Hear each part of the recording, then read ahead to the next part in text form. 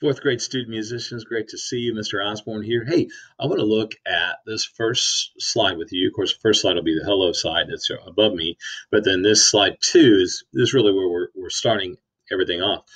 So let's start off the new year with a lot of fun. Let's start off with a rap, and I want to start with this tune with you. And you may have heard this before, then again, you may have never heard it before, but it's really cool. So check this out.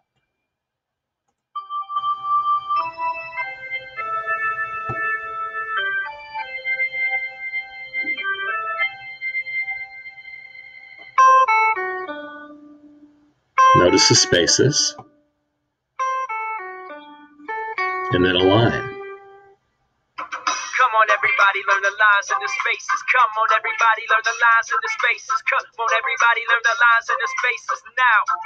Ha. Spaces, F-A-C-E, spaces, F-A-C-E, spaces, F-A-C-E, face. The lines are E, G, B, D, and F. The lines are E, G, B, D, and F. The lines are E, G, B, D, and F.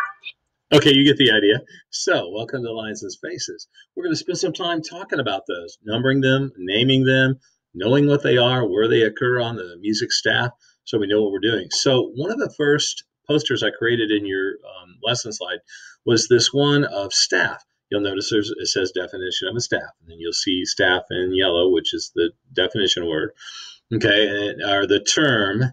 And then the definition, of course, is in white. So the term is yellow there. It says staff. The definition is, it is 5 lines and 4 spaces for writing music. And that helps you out. So the next thing I did was I placed this poster in here called keyboard orientation. So this kind of takes the keys on the piano keyboard and it demonstrates to you what it looks like when you look at music notation, and then it shows up on the staff. Now, normally we're just concerning ourselves with the treble clef, so we'll look mostly at this middle part right here. This down here is in the bass clef, and I'm sure we'll eventually talk about that maybe even towards the end of the fourth quarter. But really, our concern is what's going on right here. Now, those of you that take piano or take musical instruments and guitar, whatever, that you may have already studied some of this bass clef stuff. But we're going to really concern ourselves with the treble clef right now, just to really key in on that, make sure we spend some time to focus on that. Then you'll notice down here, it says Lines and Spaces, Treble Clef Champ. And this is a fun game that'll literally allow you to learn the lines and spaces. So when you see that, what is the correct name for that 1, 2, 3, 4, line 5? What is that? Yeah, F. Now, what if you did that? Okay, well, you can't do that now. Let me do another one. Let's say you think that's E. Oh, it'll say try again. And so look at it very carefully. F, A, F, A, C, E. Remember, spaces? There it is, correct.